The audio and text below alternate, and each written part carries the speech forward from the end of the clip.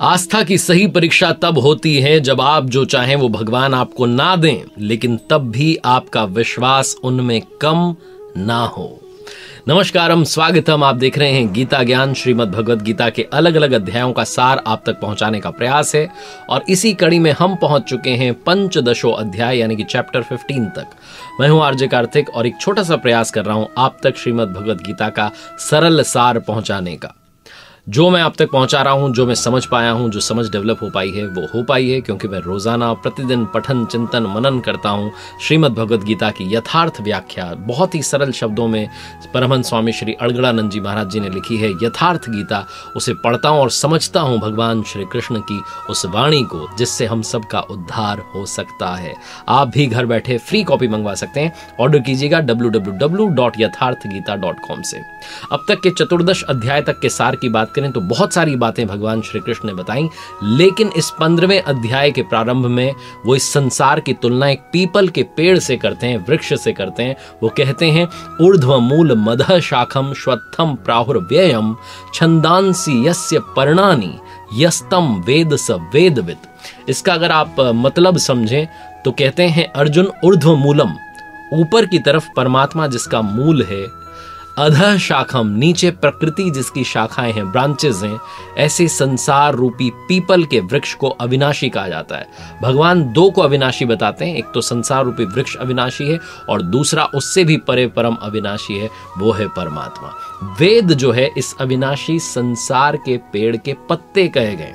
अब आप कहेंगे कि पत्ते क्यों कहे गए हैं, तो पत्तों के स्थान पर वेद को क्यों कहा गया? वो इसलिए क्योंकि भटकते भटकते हम जिस अंतिम कोपल अंतिम जन्म को लेते हैं, वहां से हमें वेद के वो छंद जो हमारा कल्याण करते हैं, वो हमें इंस्पिरेशन देते हैं। जो इस संसार रूपी वृक्ष को जान लेता है वो वेद को जान लेता है। कहने का तात्पर्य यह है कि संसार को जो पूर्ण रूप से जान लेता है, विदित कर लेता है, वही वेदों का ज्ञाता है, ना कि वो जो कि सिर्फ पढ़ रहा है। क्योंकि पढ़ने से सिर्फ इंस्पिरेशन मिल रही है। जब आप चलेंगे उस रास्ते पर तो आप इस संसार को समझ पाएंगे और अपने होने का उद्देश्य समझ पाएंगे। कहने का मतलब है कि ये जो संसार रूपी पेड़ है, जो पीपल का पेड़ है, इसमें 3 गुण जो बताए गए, सत रज और तम, ये जो गुण हैं, इनके द्वारा जो विषय और भोग वाली कोपलें बढ़ गई हैं, ये ऊपर नीचे हर तरफ फैली हुई हैं।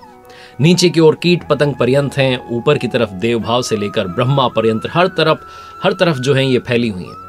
सिर्फ मनुष्य योनि ऐसी है, कर्माणु बंधिनी मनुष्य लोके, सिर्फ मनुष्य योनि ऐसी है जो कर्मों के अनुसार हमें बांधती है और बाकी की सारी योनियां भोग भोगने के लिए हैं।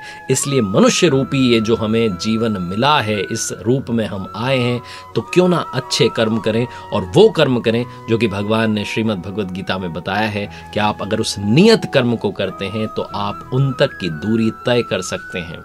आगे कहते हैं न रूप मस्येह तथोपलभ्यते नान्तो न चादिर्ण च संप्रतिष्ठा अश्वत्थ मेनम सुविरूढ़ मूल सशस्त्रेण तुटेन छित्वा। कहने का मतलब कि ये जो संसार रूपी वृक्ष है, इसको वैराग्य रूपी शस्त्र से काटो।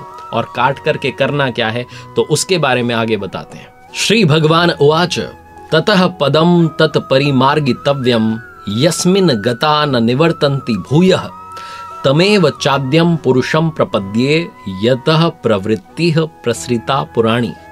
काट कर करना क्या है तो कहते हैं दृढ़ वैराग्य द्वारा जब आप संसार रूपी विटप को काट दें, इस पेड़ को काट दें, उसके बाद परम पद परमेश्वर परमात्मा को खोजना चाहिए।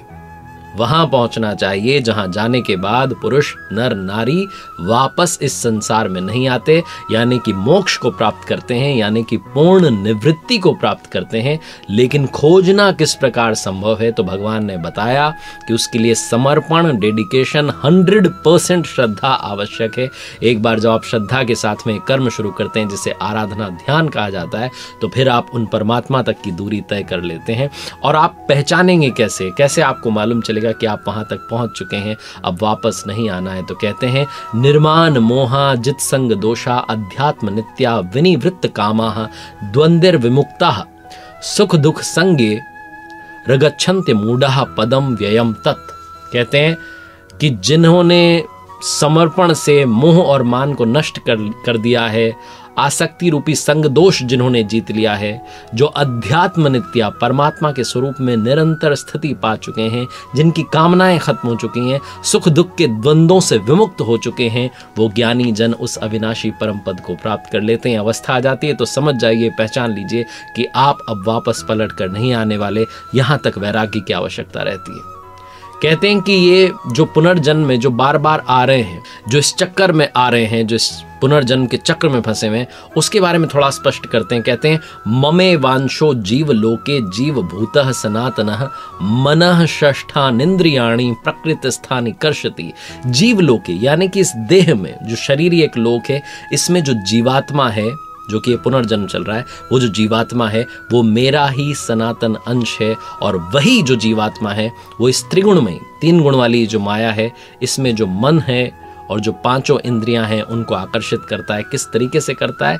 शरीरम यद वापनोति यच्चाप्युत्क्रामतीश्वरः गृहीत्वे तानि संयाति वायुर्गंधा निवासयात्। इसका मतलब समझाते हुए कहते हैं कि जिस तरीके से हवा जो है वो गंध के स्थान से, जहां पर वो स्मेल है, जो परफ्यूम की स्मेल है या जो गंदी दुर्गंध है या सुगंध है, उसको वहां से ग्रहण करके दूसरी जगह ले जाती है, ठीक उसी तरीके से ये जो देह का स्वामी, जो शरीर का स्वामी जीवात्मा है, जो हमारे अंदर है, जो कि उनका अंश है, वो जब शरीर को त्याग रहा होता है उससे पहले मन और 5 ज्ञानेंद्रियों के जो कार्यकलाप हुए हैं, जो कुछ हमने इस जन्म में किया है, उनको ग्रहण करके, आकर्षित करके अगले शरीर को जिसको प्राप्त हो रहा है उसमें ले जाता है। जब अगला शरीर तत्काल निश्चित है तो फिर वो जो पिंडोदक क्रिया का भ्रम हो गया था अर्जुन को, वो कैसे हो गया? इसीलिए उन्होंने शुरू में कहा कि ये पिंडोदक क्रिया का भ्रम तुम्हें कैसे हो गया। आत्मा यहाँ से जाती है, दूसरे शरीर में पहुंच जाती है। इस शरीर में जो कुछ हमने क्रियाकलाप किए, 5 ज्ञानेंद्रियों के क्रियाकलाप और मन को यहाँ से आकर्षित करके अगले शरीर में ले जाती है। ये जीवात्मा की यात्रा होती है।